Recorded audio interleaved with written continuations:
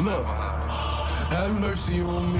What's up, everybody, and welcome back to On the Bluff, presented by our good friends at Carmigo, the easiest way to sell your car on the internet. We tell you guys this every single week, but Carmigo could not make it any easier. Before we continue on Carmigo, though, if you go to the link in the description, you get the full sale fee waive, $350. You paid nothing to get your car listed and sold. You literally can't beat that. Doesn't get any better than that. You can't. Worry-free, hassle-free, nationwide network of dealers. You know the drill. You know the drill. Go to the description, click that link, $350 sale fee, completely waived. We got you. We take care of you. Yeah, absolutely. So, as Gabe has mentioned, go to the link or go to the description and click that link, something like that. Too many words. Go to the description, click on the link, fill in some information, a little bit of personal contact information, information on your vehicle. Then you go, you take some pictures, 13 pictures. Carmigo outlines it for you. It doesn't get any easier. You take the pictures, send it in. They finalize it, take care of everything, and they will literally get your car sold in one single day. It's 13 pictures, right? 13 pictures, yeah, that's it. You say pictures. Pictures. Pictures. And no one says pictures, but pictures. Pictures. You say pictures. Yeah, like a picture or two. Yeah, picture. Yeah. Picture. But 13 pictures. 13. To be exact. And they line it up for Pictures, you. yes, Make they and do. model, whole 9 yards. Yep. Year, you know what it is. Yeah, all that information. You go in, like I said, within 24 hours, you have an offer on your car. They'll come pick it up. They'll handle the paperwork. Doesn't get any easier. So click that link in the description. Head over to Carmigo. Before we jump into it, Gabe, I want to remind everyone watching on YouTube, subscribe, like, comment, but most of all, subscribe. Right now, stop what you're doing. Stop watching us. Pause it. Click subscribe real quick, and then jump back into it. Yes, Gabriel Kuhn. What's the word, brother? How was the How you weekend? doing? It was good. It was good. Hung around. Was this another? It was pretty chill, yeah. On Friday, had a little get together to go to, and then Saturday and Sunday, me and Taylor laid around the house. She had to get ready for her.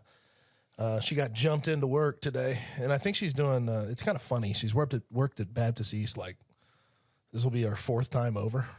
You know, like, What do you mean? She had various travel contracts, and she was fully employed by them when she first got into nursing, and now she has to go through a 4th round of what would you call it?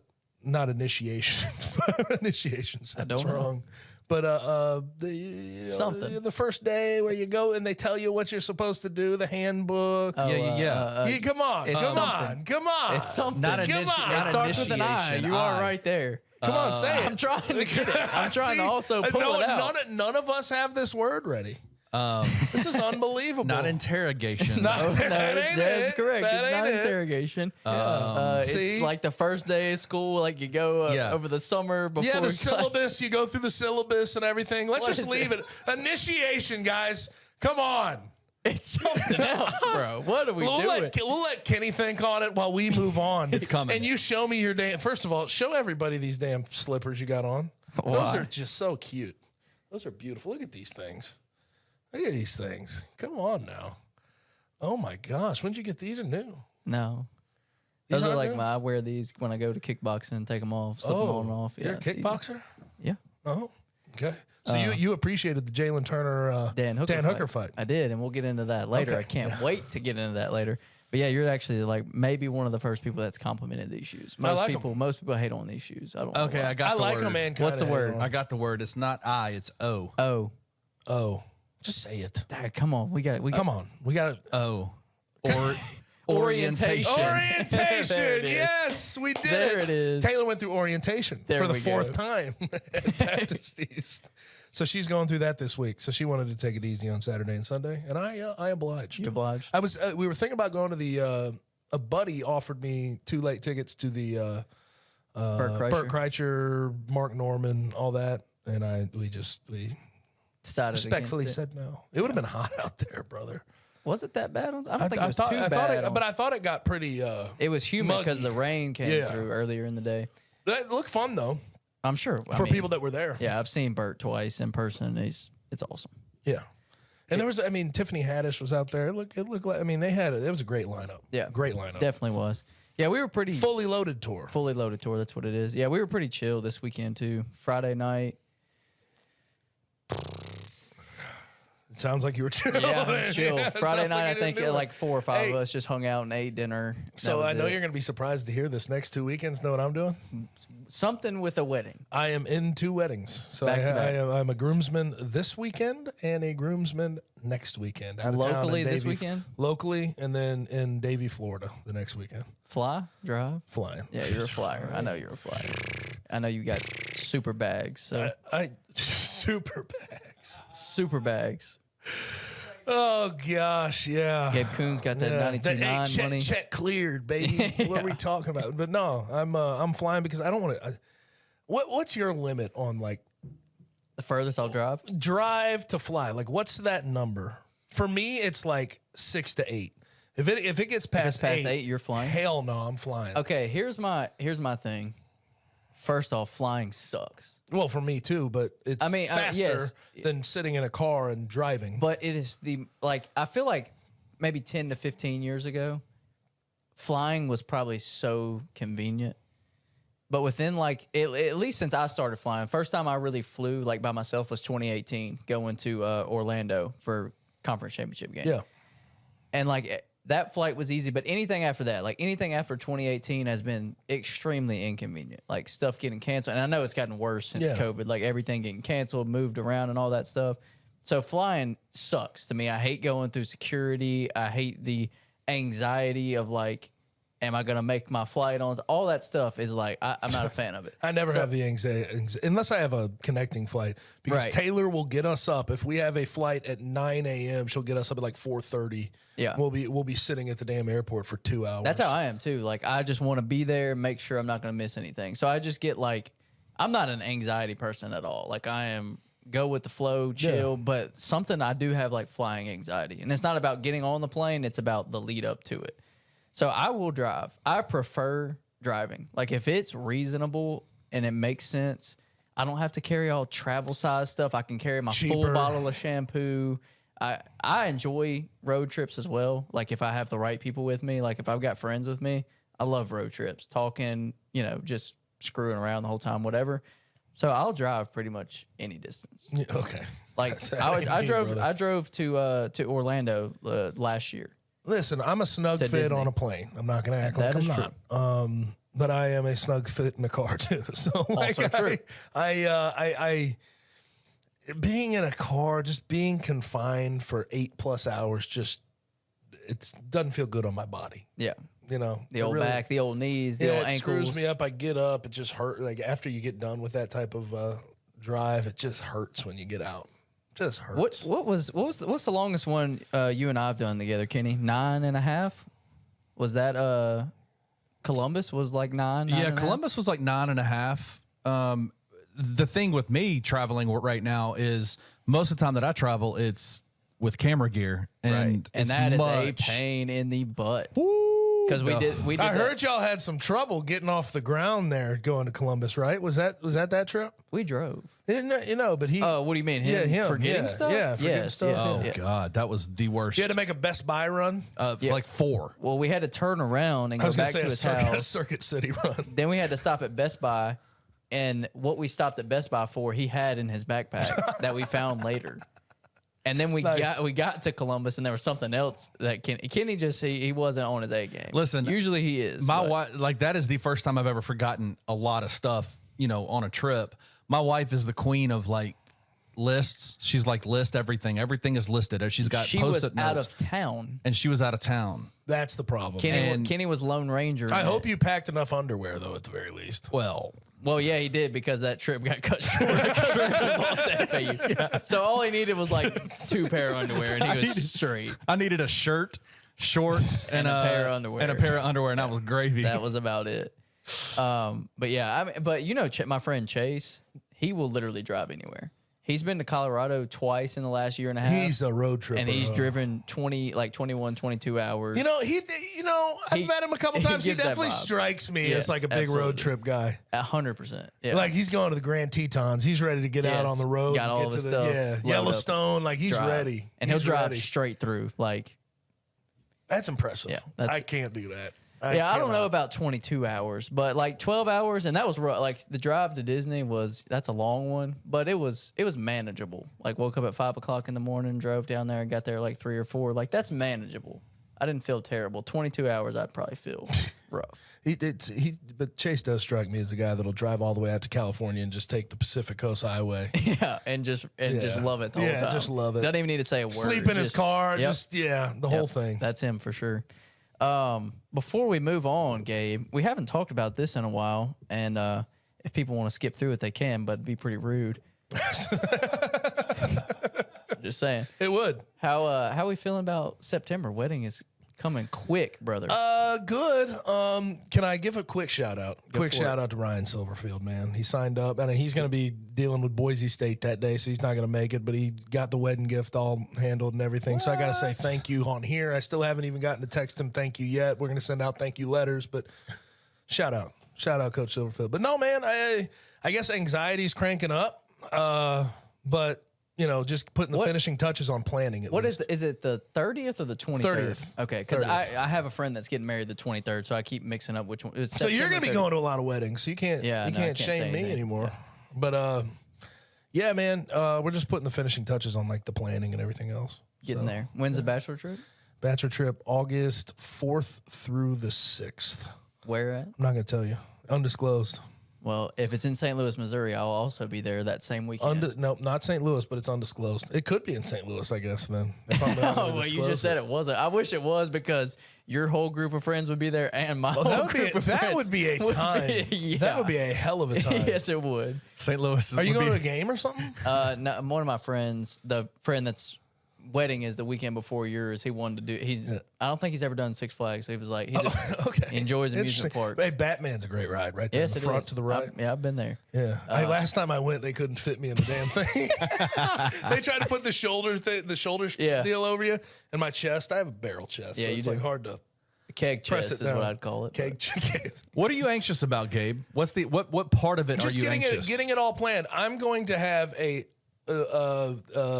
excuse my French, shitload of guests. There's going to be a lot of guests there.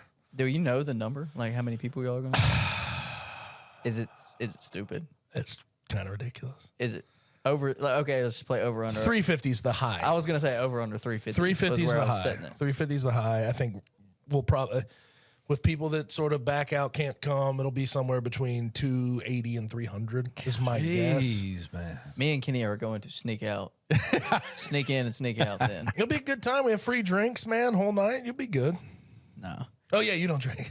Well, Kenny, I got you. Kenny. Hey, bro, I'm there. I'm going to be honest. I do not do, I'm not saying I don't do well, but like I'm not in my comfort zone around a bunch of people that I don't know. Like, some people. You'll know a few people. Some people can just walk into places where they don't know anybody and they're like, they can still be the life of the party. Yes, you.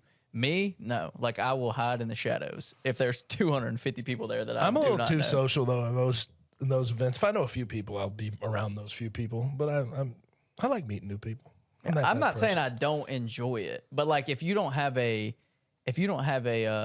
like a chaperone through this, like if you don't have someone like, hey, this is this person, this is that person. I got you, bro. I got you. You don't know anybody. But to be fair, there is literally going to be like 120 of my family members there.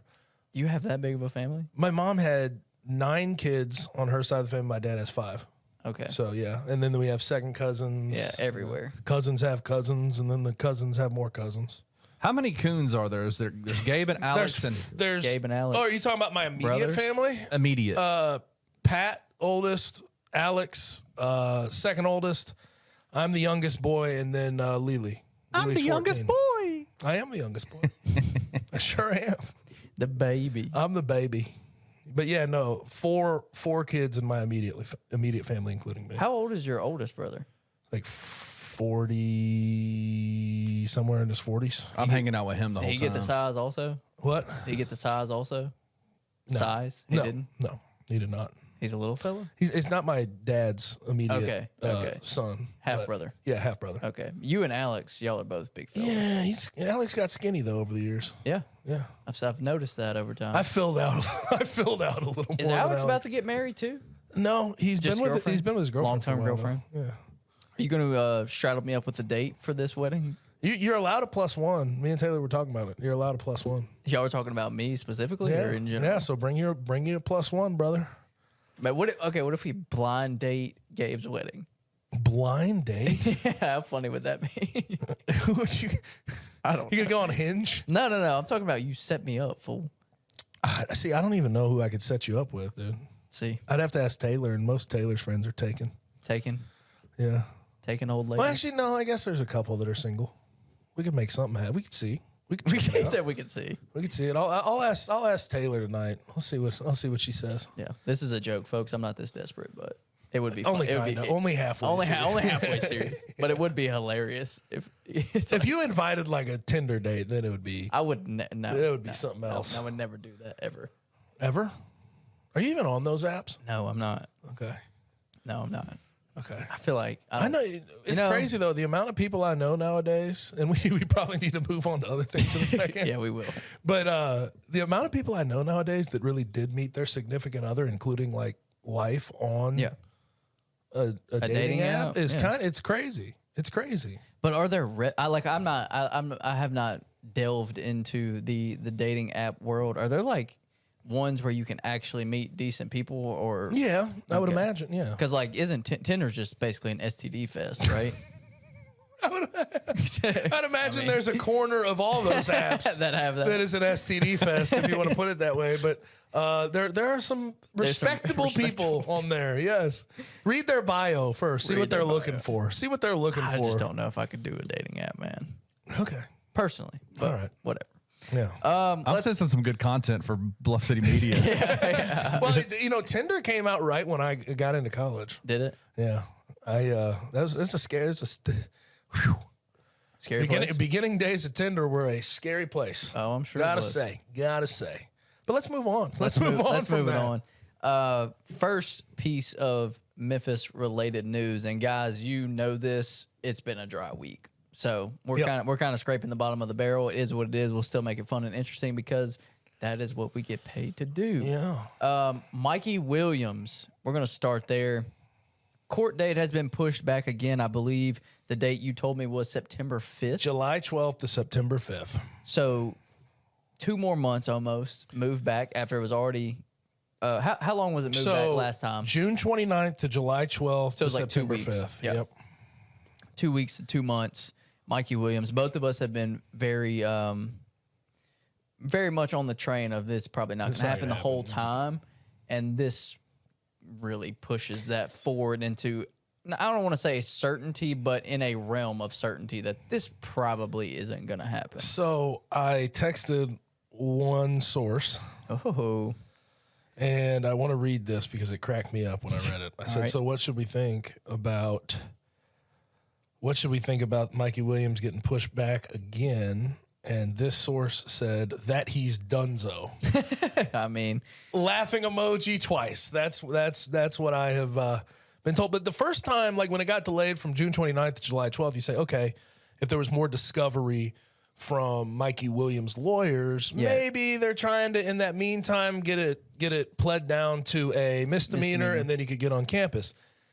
That clearly wasn't the case. Right now, it's delayed another month and some change. You're looking at it and you start trying to put the timeline together, piece it together. That's right there at the start of the semester. They're going to go into camp probably a little less than a month after that, right? And then ultimately the first exhibition game's November 2nd against Lemoyne Owen. So you're sitting there and you're saying, well, if he is going to end up on campus, you'd have to have that preliminary hearing via Zoom, and then he may have to be back and forth. It just doesn't work out. Doesn't make sense. I've always been here, but this confirms my beliefs about him not making it to campus or really not playing college basketball in general. I mean, we'll see what happens going forward for him. I'm sure even when he gets out of it, and if he does get out of it, there will be some opportunities for him to play basketball again, but it's hard to imagine that. And it's hard. It's hard because that's frustrating for a guy that young to get himself in such a predicament that's going to inhibit his future. I hate to see that. I really hate to see that. Now for Memphis's case, if you've been reading the tea leaves, I think as much as at the beginning when they weren't recruiting at a high level and didn't have Jordan Brown and David Jones as a commit, and talking to Jahvon Quinerly now, in that interim period we've been talking about where they were quiet and there was just no real smoke, you thought, okay, maybe they're trying to make it work with Mikey Williams. If you've been reading the tea leaves on them recruiting, trying to go get Jahvon Quinerly, they have Caleb Mills on campus, they have Jalen Young, they have a bunch of guys they could rotate at the 2 spot. and the 3 and everything else. You just look at it and you say they've recruited over him at this point, and I don't know if they're counting on his scholarship going to him at this point. Because we've been trying to count these scholarships and it doesn't make much sense It never adds up. No, and so our speculation the whole time, as I said, has been that it's not going to happen and that it really doesn't come as a detriment to the Memphis basketball program. Mm-hmm. And the reason I say that, and I know some people were extremely excited about Mikey and what he potentially could have brought to the table. And I'm not going to say that there isn't potential. I mean, he's a top 60 player in the country for a reason. Like, there is potential there. But at the end of the day, I really, truly, this is what I believe. I think that what Mikey Williams would have brought to Memphis this season, it wouldn't have been much past exposure nationally. Right. That's where I think the production would. You can't count on production from a true freshman, 19-year-old point guard. It's just hard. Maybe by the end of the year, but like there's going to be growing pains always. And so that was kind of my thing. I really think best case scenario for Mikey this year, kind of regardless of how it shook out, and you can go with this before or after the news broke of what he had done and what he was being accused of. 8 to 12 minutes a game, transferring the next year. That's what I saw. Really? That's what I saw the whole time. Yes. Okay. 8 to 12? That is a small number. 8 to 12. Pre JQ and their interest in JQ. No. Post JQ. Okay. Yes. That post makes JQ. more sense. That makes post more sense. JQ.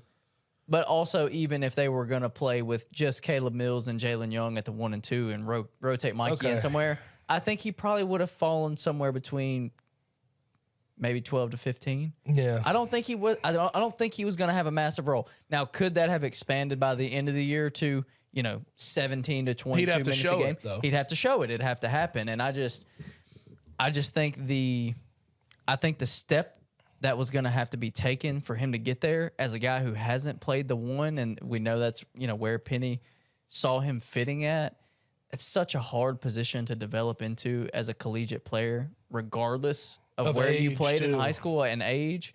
But the fact that he really didn't have a predominant point guard role, and I'm not saying Penny would have only used him at point guard. You can use him at multiple spots, but this is all conjecture here. Like, if that's where Penny wanted him to play at the 1, that transition period is so difficult, and that's such a hard thing to ask of a 17-year-old that hasn't done that.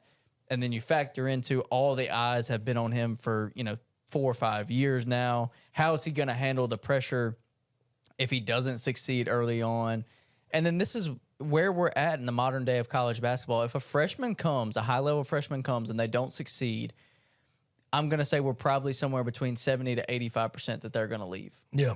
It's just where we're at in college sports. That goes for football, basketball, whatever. So that's what I saw the Mikey Williams experience. He's a scoring guard being. too. Like, it's exactly. He's not necessarily he wouldn't have been a just true point. But at the same time, like, I even look at the rotation. If JQ ended up on campus, Jahvon Quinerly, you have Jahvon Quinerly, TFAL Leonard, Caleb Mills, Jonathan Pierre could get minutes there. Like, you just keep Jalen Young, David Jones. And then even without JQ, how many names am I deep of experienced players? Right. Like, there was going to be an uphill battle to climb. But at the same time, I do think Penny, if he would have made it to campus and everything sort of went right and he didn't have what was attached to his name, again, 6 felony counts of assault with a deadly weapon, I do think Penny would have tried to make something happen and develop the kid, and probably would have given him some minutes along the way just because of who he is, who he has been in high school. I mean, he's a 5-star guy. I don't think he was coming to campus with no expectations of getting pretty substantial minutes. Right.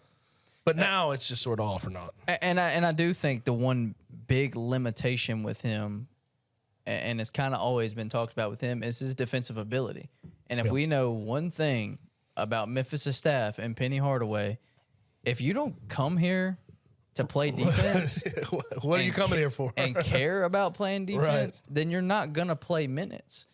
And like when I sat down with Jonathan Pierre a couple weeks ago, he was like, I knew how much Penny cared about defense because he told me, but he's like, you really don't understand until you get here and see like, okay, this is what this school is about. Yep. And if you don't have that mentality and if you don't have that pedigree, then it's going to be hard to find the floor at Memphis. He'd have to grow that mentality quickly. He's used to being a scorer. Like, yeah, for sure. Here's the thing about him is I feel like the ability, the speed, probably the activity, he could have gotten it. But it's about a mindset change that true freshmen may not possess. Right. Now, my big question here at this point is like, J.J. Taylor, like, if Mikey doesn't make it here, I wonder where his mindset's going to be. And like, I'm not expecting J.J. Taylor to I don't even know if he'd play this year. Like, I'm not even in that boat. I think there's a lot of people he'd have to beat out to get into the rotation in general, even as a 4-star. Relatively highly thought of, although there was a dip in high school. He was the #1 recruit. He dropped all the way into the hundreds. But his mindset now, if Mikey's not going to be on campus, has got to be pretty rough. It does kind of it does kind of suck for him. I mean, he got caught in limbo. Yep. Of like, what do I do? Like, do I just go ahead and come and maybe I don't want to speculate too much, but maybe Mikey's telling him like, hey, we feel good about everything. Like, we feel good about where we're at. Just go ahead and go. I'll be there in a month. Once again, that is purely speculative. But then, I do not know that anything like that happened. But then he's kind of stuck in limbo of like, I came here, expecting to be with, my former high school teammate, my best friend, and now that's not happening. It's just a difficult situation. But even with that, like JJ, last second switching up his plans would have been tough as well. Like that's hard to like, let me get out of this. Go find somewhere else. Let me get out of my national letter of intent and go find somewhere else late in the game. Right. As a freshman, that's just tough to do. So, like, I don't know. Maybe he just had to see it. That's what I'm saying. Got stuck in limbo of, like, there's not a good, it's not a good way out. It's just proceed forward. And, like, you could feel bad about that, but I don't know. It's kind of, they followed each other here. Right? And it was sort of the package deal. And Mikey he put him in a precarious situation. Right.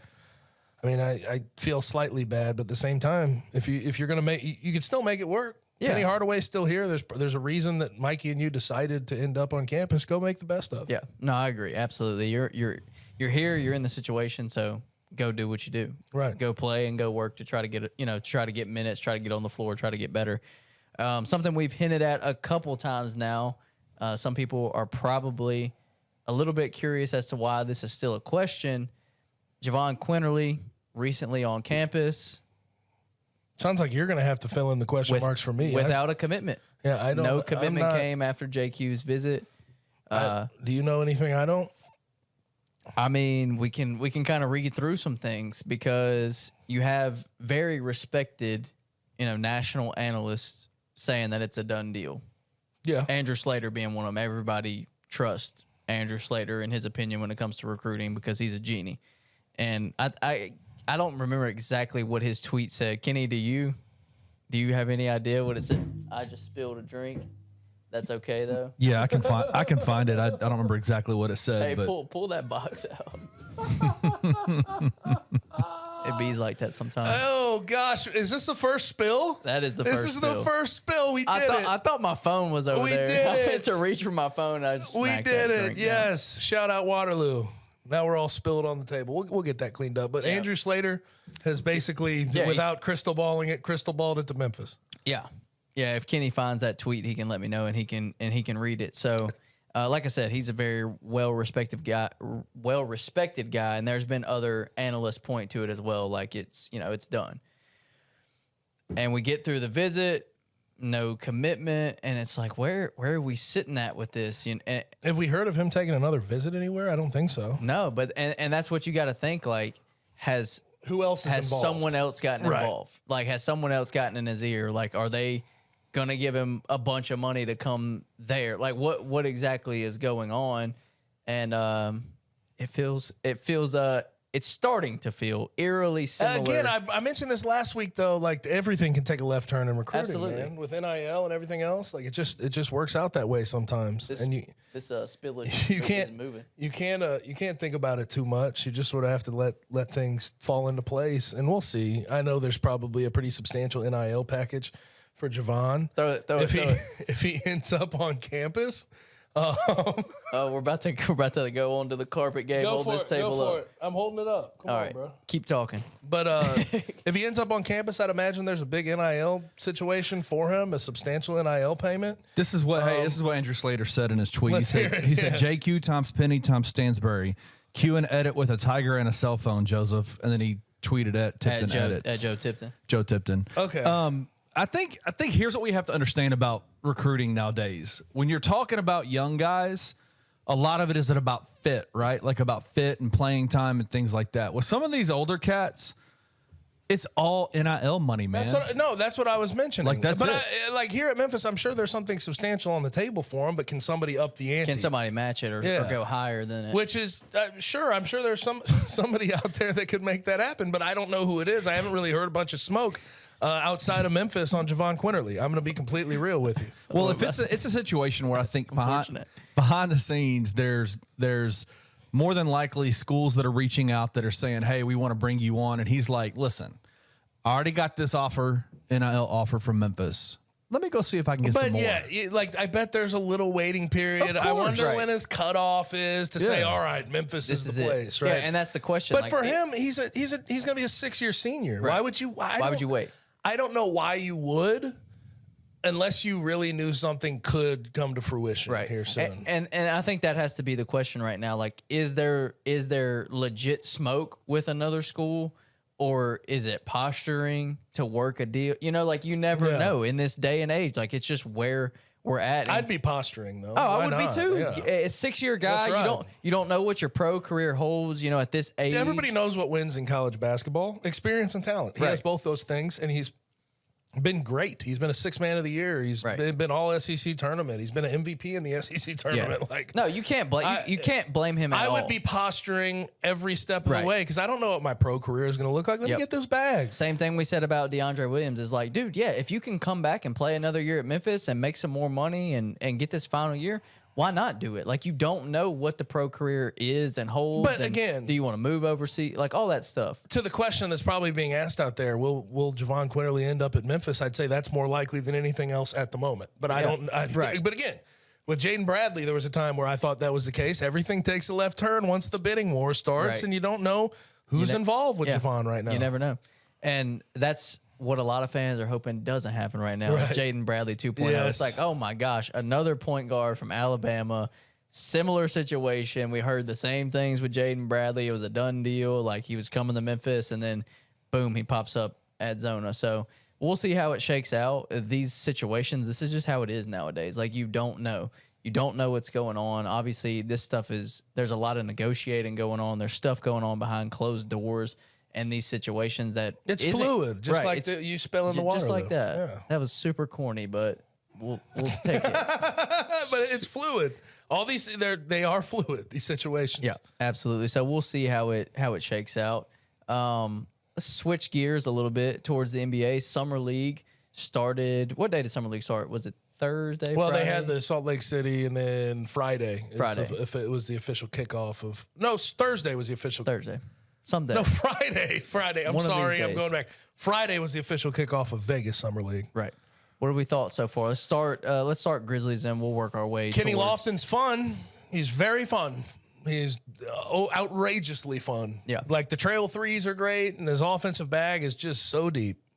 That's fun. I do want to see him start playing defense more and start switching on certain things around the perimeter. The rebounding numbers, when his offensive numbers go up, he needs to keep those rebounding numbers up. I know people get excited about him, but I want to bounce this off you. What he has shown is not the reason he would get NBA minutes in regular season and playoff games with the Grizzlies. He's going to have to turn himself. Okay, you can keep that offensive bag, but turn yourself into Xavier Tillman more so. Yeah. You're going to have to start setting screens and being a high IQ player. Rebounding the ball. Rebounding the hell out of the ball. Playing really good defense, being locked in defensively. But everybody gets mesmerized by the offensive bag. And I get it, and I do too. Everybody gets mesmerized by it, but he's got to be a different style of player if he wants to crack the rotation. Right. And then you have to ask the question of, if he's in that situation, what does it look like? You know, it's different than playing in the G League when you kind of are the guy and you're asked to go score. Right. So it's like, it will be interesting to see the more that he grows and develops throughout the summer into the season. If he actually does get those opportunities, what does he look like on the floor with Jaren? And what does he look like on the floor with this full roster where he's not expected to be some kind of leading scorer? But I've said this, when it comes to reserve bigs on the Grizzlies, ceiling of Kenneth Lofton Jr. versus ceiling of Xavier Tillman. Right? Like, if he can grow his game into being the high IQ player that Xavier Tillman is, the type of player that'll do the dirty work, I'm taking him 100 times out of 100. But he's got to get there. That scoring he's got to get there. Yeah, just undeniable. And he can the stretch ability he has. It's crazy, man. Right. It's crazy. Now let's see, Jake LaRavia, not great. Is he? So let's ask. And this David before. Roddy, really. That's what I was going to ask. We'll is Kenneth Lofton really the only player that you've been impressed by thus far? Vince Williams Jr. has given me some. There's been some flashes there that I really like to see. And I feel like that's the type of guy that eventually, with the effort he gives on the defensive end, 6'6", long, strokes a three, really can shoot a three. I feel like that's the type of guy that could fit into a rotation as a reserve wing player.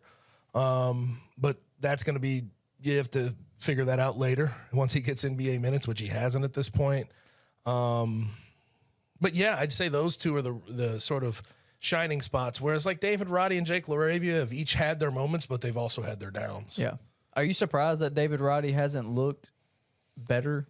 Yeah, but I mean, he has his moments of looking great. Exactly. But what's weird is like, even with what he's doing in summer league or not doing game to game, I'm not that concerned about him being at least a okay rotation. Yeah, I'm not either. We've seen. You saw it in regular games and in the playoffs. Yeah. So like, I feel like he can fit in fine. He doesn't get asked to do too much with the big club. Yeah. Overall, let's shift it towards more the overall NBA. Wemby. That's where the conversation starts, right? Number 1 overall pick, Victor Wembanyama. 2 games. First game, not great at all. 2 of 14. Offensively, not great. Yes. Scoring, not great. Everywhere else, I think he had 8 rebounds, 5 blocks. Looked really good.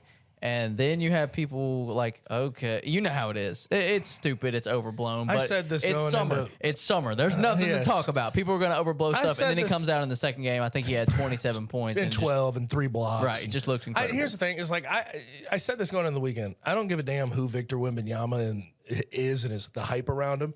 He's a rookie. He's 19 years old. Let him grow and evolve. Don't try to jump to conclusions about who he is. And you saw immediately Friday he has a tough game, and they're jumping to conclusions. It was like, oh, go put the futures on Chet Holmgren and Scoot to win Rookie of the Year. And by the way, like he had the Britney Spears incident, and then he the next day comes out and he's in front of a big old crowd. Everything's expected of him. He has the ball in his hands. Like, I could see where the moment got in the way a little bit. Even in summer league, it was a sold out crowd. And then he sort of relaxed.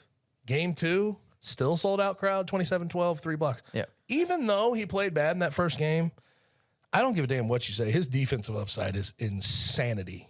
Insanity. Is it the highest defensive ceiling we've ever seen? I don't know about that. I mean, as far let's say as far as a rim protector goes.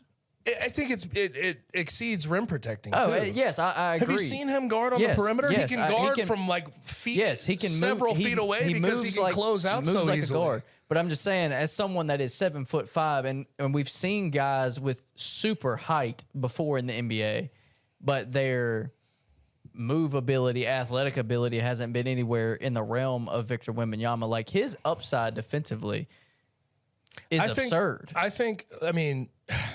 Yes, AD has crazy upside defensively, and he's shown it in his career.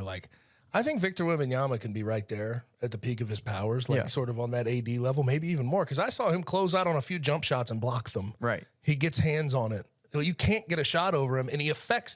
Even when he's not blocking shots, the amount he affects is crazy. Right, just his presence. No and his one length. can come near. And then it was Sunday. The putbacks he had. Oh, dude, they look effortless. They're so effortless. Because he's at the rim. Yeah, I know. Already. I mean, I know why. But he can just sort of standing dunk. It just looks fake. What he does on the floor, it looks fake. Creative player. That putback that he had, usually if someone has a putback like that, right? He caught it here and then put it back up. They're working for it. Yeah. He didn't have to do anything to get that putback dunk. He literally just grabbed it and sat it in the rim, and that was it.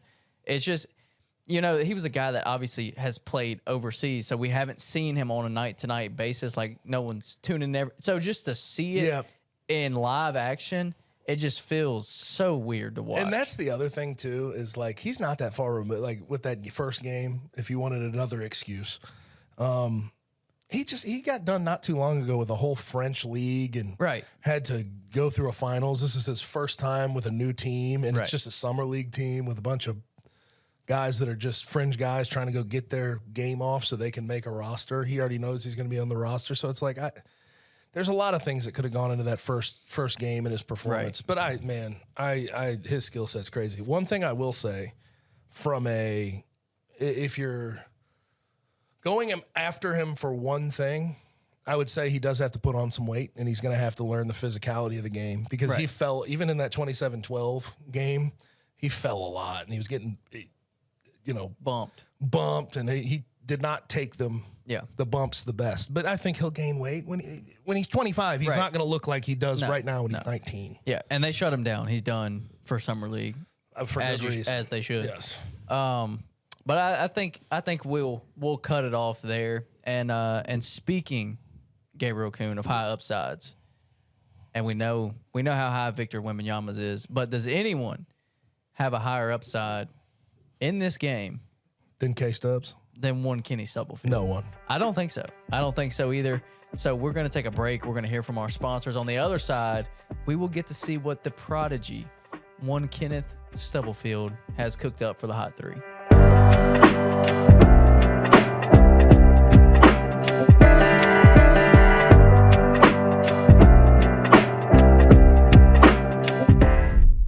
Carmigo makes it easy to sell your car while still getting the best price. Instead of taking your car from dealership to compare offers, Carmigo uses their virtual vehicle scanning technology to bring the dealerships to you.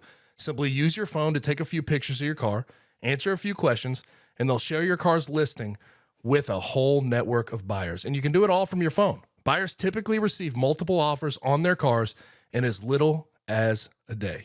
Plus, Carmigo handles all the paperwork. They'll even pick it up. What's up, guys? I'm so excited to announce that we have partnered with Coaching for Literacy, and you can read more about them at coachingforliteracy.org or follow them on social media at Coaching for Literacy. Your subscription to Bluff City NIL is 100% tax deductible because of our partnership together. Thank you for supporting Memphis Tiger student athletes and helping promote the monumental cause of childhood literacy.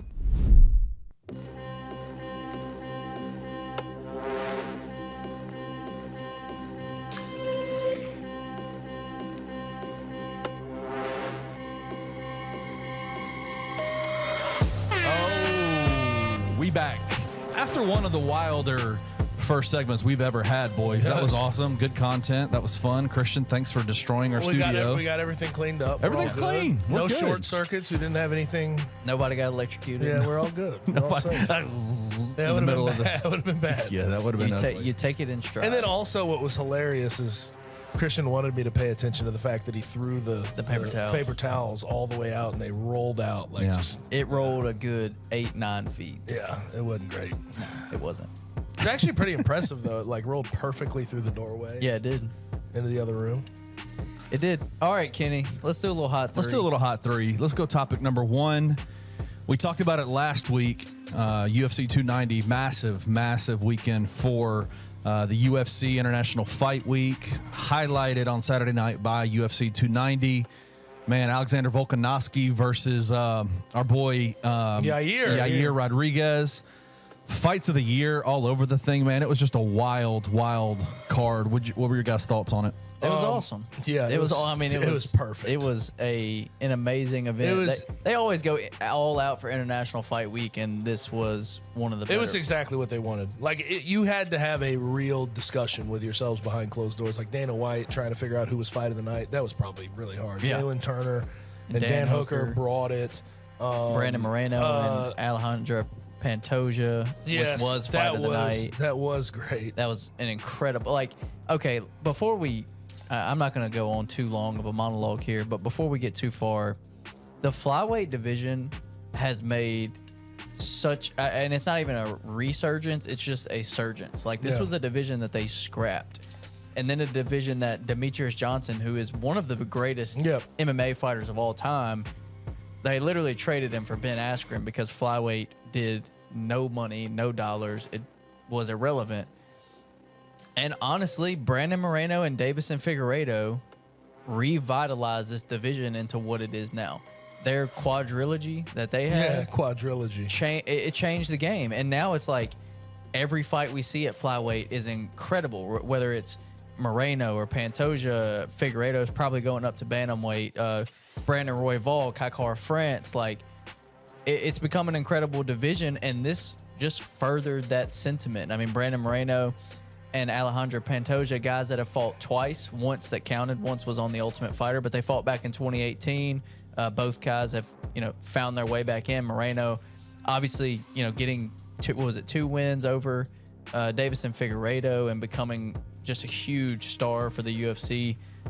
Obviously, being Mexican-born, is great with the Mexican fans. Like, they show up and show out at every event that Brandon Moreno takes part in. I love that guy. I do too. It's hard not to love Brandon Moreno. And Pantoja brought it. And this fight could have went either way. I believe it was a split decision for Pantoja, but it was just... Pantoja was just so relentless, dude, man. He didn't stop. Took him down 6 times. Yeah, and he didn't care how much he was getting hit because Brandon Moreno's boxing is so good. And Pantoja knocked him down in the first round. Yep. In the first round, he scored a knockdown on Brandon Moreno, who's one of the better boxers in the UFC. So... Before we get too far into it, I just want to recognize that the flyweight division is legit. I was sad to see Brandon Moreno get knocked off, but at the same time, Pantoja was just unbelievable.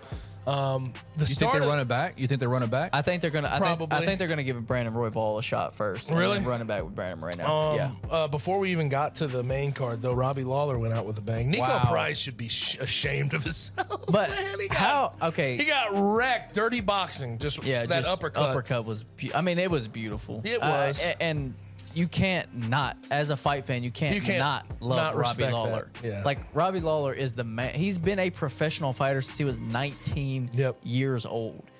And the way that most of these guys, especially the guys that, were back then in Pride, K1, all these guys that have been fighting for decades plus and were, fighting before the UFC became what it is now, they go out on their backs. They go out with, knockout after knockout after knockout, and you feel bad for him. I didn't think Robbie was going to win that fight, though. I didn't either. Robbie hasn't looked great. He hasn't had much of a gas tank in his last couple fights. Like, Brian Barberena just walked him down a couple fights ago, and it was like Nico let him get inside, though, and just knocked him out. It's like he took a tumble almost. And then they did after. He got smacked. The video that they showed after, and Robbie, was really trying to keep it together after the knockout, and then once they showed the tribute video, he just kind of fell apart. For one of those guys that's just been consummate pro, a incredible fighter, and constantly in amazing nonstop action fights. My favorite fight of all time, Rory McDonald and Robbie Lawler. Ooh. Brutal war, but just such a fun fight to watch. So it was cool. Their faces, that was full hamburger meat. Yeah, it was bad, but it was cool. It was cool to see Robbie Lawler go out on top and not, another one of these guys that just waited too long. And he probably did wait too long. But he got to end it on a knockout with a win. I think it was like 28 seconds. Maybe his second fastest knockout in his career. Comes in his final fight. So, yeah, it was a cool way to cap it off. Bo Nickel. Poor Val Woodburn, man. That dude was cutting grass 3 days before that. That man drew I felt bad. Did you see the videos, though? Of what? Of him showing up. He didn't have a team with him. He's just lone wolfing it. Trayshawn Gore, I think, fell out like on Wednesday. Yeah. Like Tuesday or Wednesday. And he was cutting grass. Yeah. And he was the second guy to fill in for Trayshawn Gore. The first guy got that MRI done, and they found the brain. No, that's who was fighting Jack Della Maddalena. Oh, you're right. That was Josiah Harrell, who was filling in for Sean Brady against Jack Della. Sorry. Yeah. But, yeah, you kind of knew that Woodburn was getting fed to the wolves. And Bo Nickel made light work and got to show off the hands, but it's just like if he can do that consistently, good Lord, Scott. He's a problem already. Yes, but and they're going to slow burn him. If he throws hands, they're going to slow burn him. We won't see him take on a top 15 guy for a while, which I think is fair. The guy's 5-0. He has 5 professional fights, so he's going to be a big superstar. Give him the slow burn, let him build it up.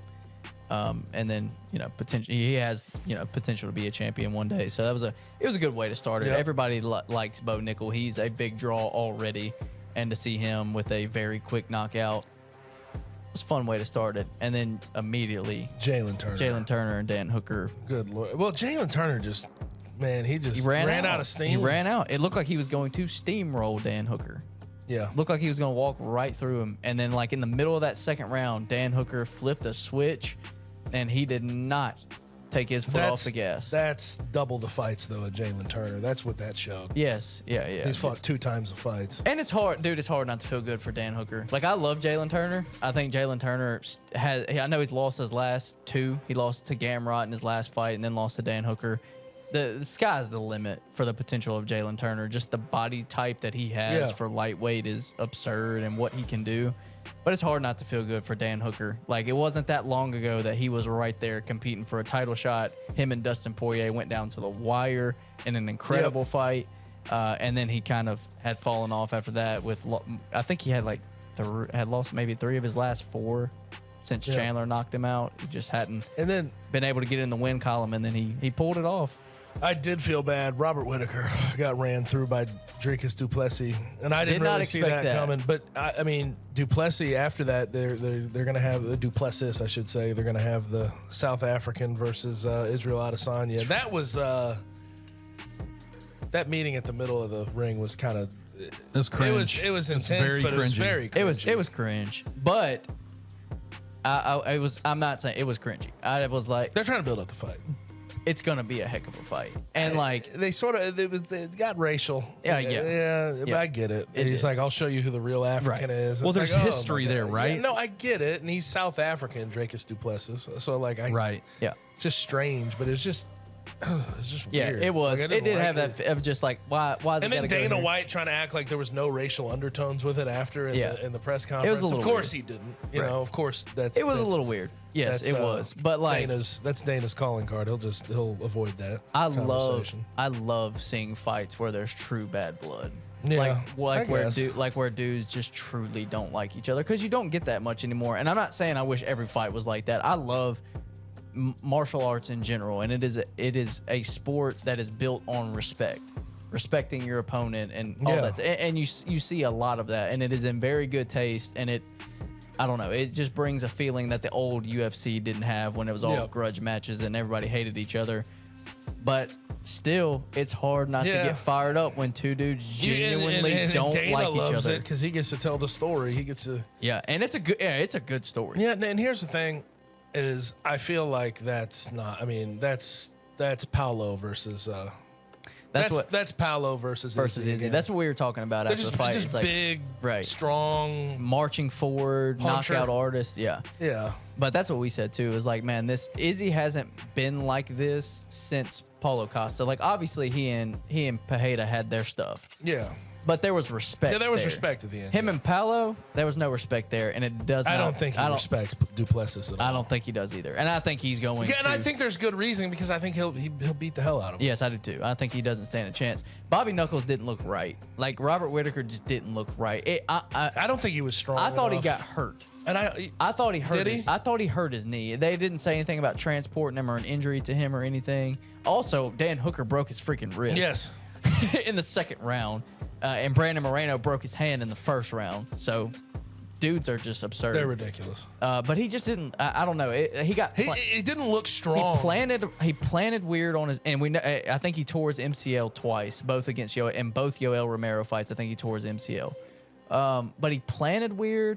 And then when Du Plessis had that takedown, his knee was locked out. Yeah. And it kind of looked like it might have been hyperextended. But regardless, when they had any right. ground exchanges, you thought Robert Whitaker would be able to handle that, and he just didn't look strong. He just looked huge. I understand that, but at the same time, Robert Whitaker can usually deal with himself even around a dude that's strong as hell. Whitaker's not really a weight cutter either, because he used to fight at 170, so he's not a weight cutter, and Dricus clearly cuts a lot of weight. He's a big... That dude's probably probably 215, 220. Yeah, he's a big freaking dude. So that fight did not live up to my expectation. But it was a good fight, and I think this is the best outcome for the UFC. Yeah. Because they weren't going to run Robert Whitaker and Izzy back again, so it gives Izzy fresh meat. that fight's probably going to take place before the end of this year. I heard someone saying, "What if they put this on the John Jones Stipe They said card? 9 weeks, didn't they? I think they're shooting for September because it's in Australia. Yeah. And that's like Australia's a huge draw for the UFC. Izzy beat Whitaker there for the title in 2018, and I think that was the biggest crowd the UFC had ever had, maybe like 32,000 or something like that. So we'll see. I think they'll get it done before the end of the year. We know how active Izzy is, but Volk, speaking of active, that's why I have so much respect for Alexander Volkanovski. He's so active, and he tried to go up a weight class just this year, and it didn't work out. He comes right back down and just dominates Yair. Yeah. Was not worried about anything Dude, he's Yair so was good. throwing at him. This is a guy, like when I watch Volk, you think this is a guy that's trained MMA all of his life. Yep. No, this dude was a professional freaking rugby player. Like he was not. He's not an MMA guy. I thought when he came out too, he just came land down under, and he was just sort of running out there. He didn't look like all that hyped up. He It knows doesn't how matter. good, he knows how good he is, man. Yeah. He knows how good he is everywhere. Striking, ground. He is good everywhere. Like I had a buddy he mid-fight knocked text out me. Yair. I had a buddy mid-fight text me. He's like, he's taking the easy way out. I'm like, first of all, shut the hell up. If you have an opponent that can't handle getting taken to the ground, you take him to the ground. That's how it works. And he beat him on the feet. I was gonna say that in the third round, He I'm beat like, him on the feet. You still think he's taking the easy way out? Right. He knocked his ass out. Yeah. And he really didn't take much damage. Like None. he took a couple of good shots. Nothing for real. Yair's combinations are beautiful. But he just, They are beautiful. Like how he was outclassed. He was outclassed. he was the full MMA. Volk was just clearly the better fighter, but I like watching Yair, man. He's fun to watch. The way he puts kicks on the end of his combinations, how quick they are, and how just unpredictable is beautiful. But there's levels to it, Yes. and Volk is the top. I think Volk probably deserves pound for pound. That's what I was going going to say. There was a debate about him or John Jones, and I'm like, here's the thing. Like, people will talk about John Jones going up a weight class and Volk doing that and losing, John finishing a fight in 30 seconds. I'm sorry. I view Islam Makhachev in his weight class at a different level than I'd view Cyril Gane at heavyweight. Yeah. Like Cyril Gane, Islam is just like the peak of everything you could imagine. And you can make an argument that Volk beat him. And I thought Volk won that fight. I was don't close. know. It was close. Very close. But point being, I think Cyril Gane and Islam Makhachev in their respective Different weight levels. classes, there's different levels. And Yeah. the fact that Volk was even close with a dude that much bigger than him and that skilled, I mean, you got to give him his credit. You gotta give him his And so credit. now he's either going to fight Ilya. And he's been more active. We're talking about one fight for John Jones in the past, 3 years? 3 years. Yeah. So, like, I think for now, just off principle, he should be pound Yeah. for pound number one. And now we get to see him either go back up to 55 and fight Makhachev again, which no one's going to complain about that because that fight was. Yes. That is one of the most beautiful fights I've ever seen in my life of just true Technical as martial hell. artists just going at it. Two of the best in the world going at it. No one's going to complain about them running that back. I mentioned this to you guys when we were texting back and forth. It just trips me out.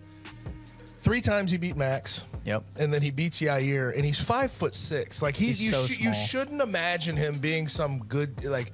He should not be able to beat world class strikers at 5'6". At 5'6". and he does. Yeah. Consistently. Yeah, no, Volk is the featherweight GOAT. Like, he beat Jose Aldo, who was the GOAT for a long time. Then it was Max Holloway, who was the GOAT. Three He beat him times. 3 times. And then, I mean, just what else he's done, throughout that time and the guys that he's knocked off. And he just continues to build that resume and build that legacy. And he's 34 years old, but it doesn't look like he's slowing down anytime soon. Ilya Topuria, they face off after There's the going to fight. get a point, though. I don't know, man. Obviously, he might fight Makhachev again, but at his weight class right now, I feel like it could just get stale and boring for him. Oh, I mean, if he cleans out Ilya Topuria, then he's done. He has nothing else. Yeah. And Topuria is a little bit further down the list. And that's It's why just- he's tried to go up. Yeah, because They wanted to get he's ran stale. through everybody. And he's still, like, why? He's a star now in the UFC. Like, why does he choose to be so damn active? Just cause? For the love of the game? For the love of the game. That's what he was talking about in the post-fight press conference. He was like, I genuinely love doing this. Like, I love this. And Yeah. I want, like, he's having a procedure done on his shoulder.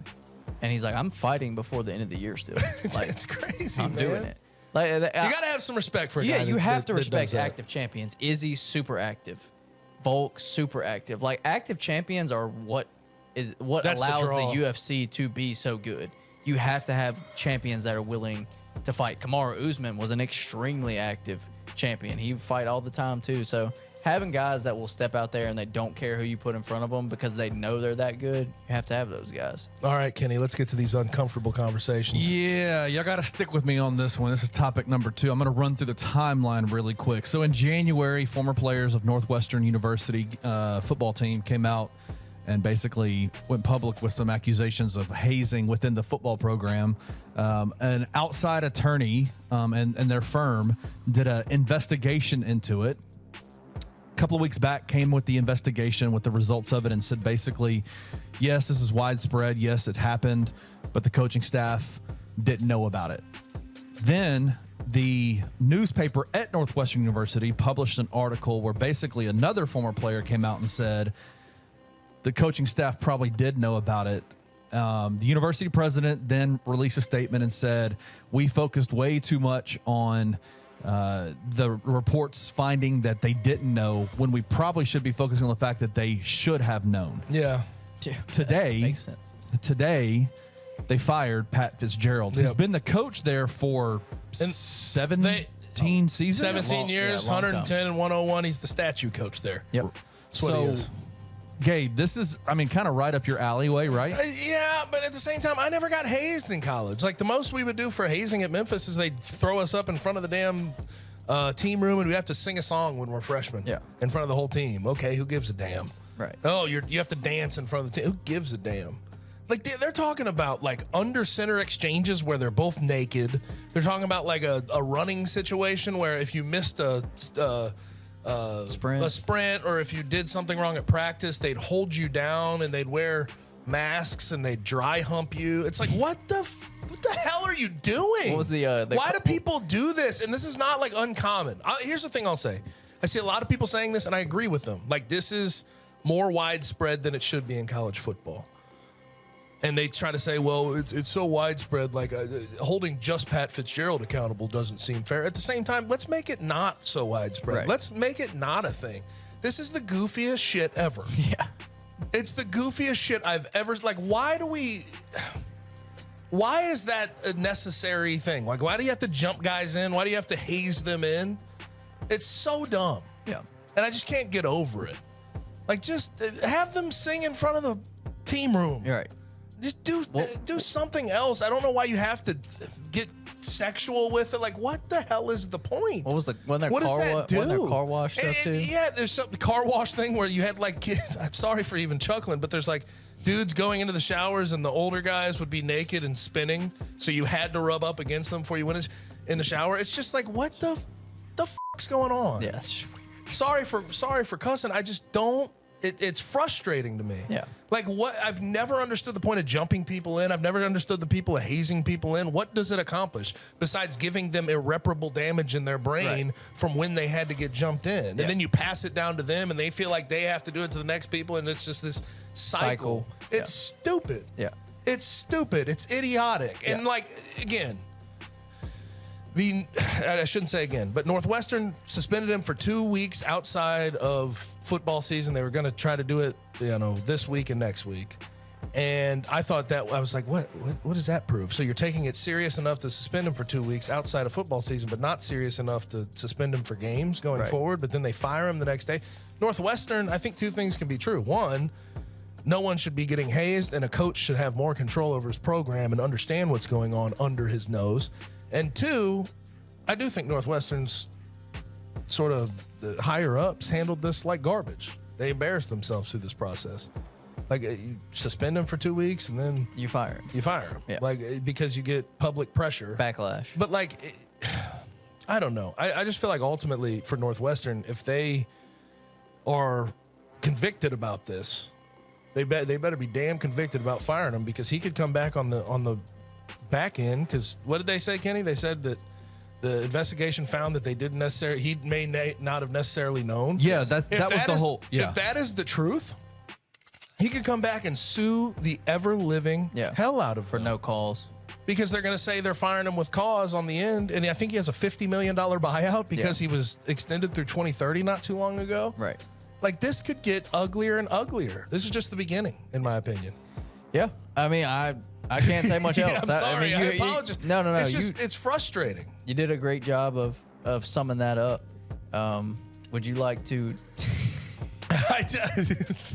Would you like to demonstrate? No, we're not doing none of that. But I've never understood. I have never understood. You want to do the under center snap? Yeah. I have never understood that. But have you ever gone through any type of hazing? No, I haven't. And I know they do this at like frats too. I've never understood it with that. I was never in a frat. It's but just stupid. I get like the singing in front of the team and everyone's gonna get picked on and messed with and embarrassed. Every once in a while. There's a point where it's like, this is a little bit too far, and this is a lot too far. It's super suspect. Okay, man. supposedly, and I'm not saying I fully believe it. Although, I don't know why it'd be published if it wasn't somewhat true. Like purge masks and dry humping a guy for missing a sprint. Yeah. What the hell is wrong with y'all, man? What goes through your head? I would be more like, okay, if someone punched him in the face or something, but fights happen all the time, right, in locker rooms. That's not an issue. But I'll tell you this: if they tried to do that to me, they would. There's gonna be bloody noses and black eyes, and if I don't catch them in the locker room and they end up doing what they have to do to me, if there's a dorm room, you're breaking in. I'm breaking in. I'm getting my get back. That get back is gonna be tough. There's no doubt, yeah. and there's some guys that would be like, you need to handle that in house. Well, if you're trying to handle it in house and you try to bring it to a coach, and the coach is doing the whole don't ask, don't tell thing, what are you gonna do? You would have to leave. Well, you could either go public, or some people would say, well, just leave. Get out of that situation. Right. So I can't go to the school I want because they're dry humping me when I miss a freaking sprint? What the hell is going on? And then if you're a decent moral person, you're probably thinking, well, I don't want this to happen to other people. Right. So is what it is. But I'll say this. I just want to reiterate. Northwestern better stay convicted in this thing, because this could be a pretty substantial court battle settlement. They're going to have to deal with some tremors from this hazing situation. And I like the other part that got brought up on my show today. Okay, you make the DC. I think their DC is going to be their head coach now on an interim basis. He was there too. He was there. That's what I'm saying. The whole staff was there. Yeah, what are you doing? It's the same players. Yeah. I guess they're going to have what I did here is they're going to have a third party attendant in the locker room to which is weird as hell. Weird as hell. And also, if you have to have a third party attendant, why don't you just clear house so you can figure it out later? You know, and then you're basically saying, I don't trust anybody in that locker room. I'll tell you from experience, you have a third party attendant in that damn locker room, that dude is catching hell. Oh yeah, every day. He's gonna get flamed. Talk about purge masks. Yeah, for real. He's gonna get jumped in. He might get hazed, for God's sakes. All right, Kenny, from one messy coaching situation to the next, what's the final on the hot three? Well, you talk about, long-term legal situations for Northwestern. Well, it looks like West Virginia's getting into it right now, man. Obviously, you guys had a pretty awesome segment a couple of weeks back about Bob Huggins and just kind of the stuff that he has done this offseason, just the rough offseason he's had. He ended up resigning, right? They put out, West Virginia put out a statement saying that he was resigning. He had talked to his players, this, that, and the third. Well, then all of a sudden, a law firm reaches back out and says he never actually resigned. Well, now Bob Huggins has put out a statement, and I don't even know what. It's a long. I don't even know what to make of it. He said he never signed a resignation. They basically put out a false statement without his name, with his name on it, that he never signed. I don't believe you, dude. I don't believe you. What do y'all? It's wild. This is messy. It is wild. They put out a statement on June 17th that was supposedly signed by Bob Huggins or whatever. I believe that was accepted by Bob Huggins. Yeah. Why? You know how stupid on the back? West Virginia would have known they opened themselves for litigation if they put out a statement that wasn't his, or he hadn't signed off on. And it said, I, Bob Huggins, resign formally today. But here's what they're saying is that it came from his wife. Yeah. That statement came from his wife's email to Ren Baker, that's the AD. Insane. But then the wife, then there's the assumption that the wife checked it with him or whatever. That's just... This is messy as hell, and also West Virginia screwed the lawyers. Bob Huggins wants to be reinstated, right? Brother, I have news for you. It's not gonna happen. You are not gonna coach West Virginia ever again. Yeah, you're not. You said an anti-gay slur twice, not once, twice on Cincinnati radio. Double down. And then 3 weeks later, you blew a .21 in a city that you didn't even know you were in. Like, you're not going to coach student athletes anymore. I'm sorry. Now, I think in the end of the day, if I'm reading through all this isn't about him coaching again. This is about him getting money on the way out. Right. The fired for cause situation. Right. But how greedy do you have to be? How big of a douchebag do you have to be? Yeah, that's where I'm at. Like at this point in time, with everything that you just mentioned that he's done, and not mentioning his intervehicular garbage can. No, he's recycling enthusiast, according to his daughter. Can we copyright that? Intervehicular garbage can. That's pretty good. Intervehicular garbage. That's pretty good. Yep, off the dome. that's good. Why not just step out of the way? Why not just look? Greed. I get it. I get it. But Bob Huggins has made plenty of money. Yeah, but again, it's just like there's levels to greed, and clearly he's at the umpteenth level. But it's just like, how do you not see, like, at the best thing in this time for in that statement he released, he talks a lot about his players and how he cares about the players. And if you cared about all that stuff, just step out and let it happen, and let they already have a new coach who's recruiting players, trying to keep players, and all this stuff. Interim coach. And by the way, this is his lead assistant. Right? Is he your friend? Like, you're treating him like shit and putting him in a bad situation. Ren Baker, who we like in Memphis, we all like Ren Baker. Yeah. Who just he finally broke through, got the Power 5 AD job. You're treating him like shit through this process. Right. I just. After a 40 plus year career being a great college coach, you're going out like this? Yeah. This is your choice?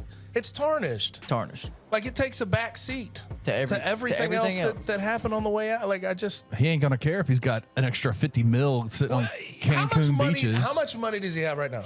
A lot.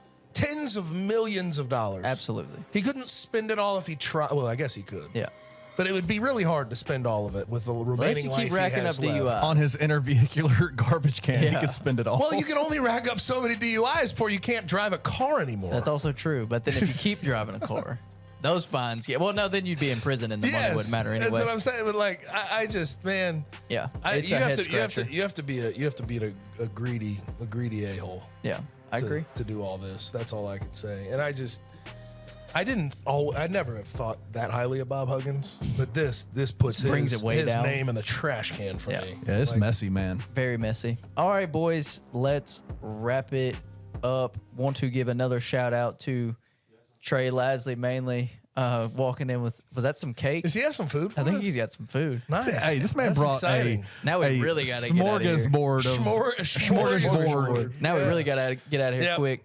Another shout out to Carmigo for sponsoring On the Bluff. As we mentioned at the top of the episode, head over to the link in the description. $350 off, full sale fee waived. Sell your car within 24 hours. It is the easiest way to sell your car on the internet. If you're still here with us watching, listening, if you're on YouTube, subscribe, like, comment. If you're listening, subscribe wherever you get your podcast, and we will see you guys back here next week. Thank you for listening to On the Bluff. If you enjoyed this episode, leave a rating and a review wherever you download your podcasts. Also, like and subscribe to Bluff City Media's YouTube page. Head over to www.bluffcitymedia.co for comprehensive coverage of Memphis sports and how you can become an insider.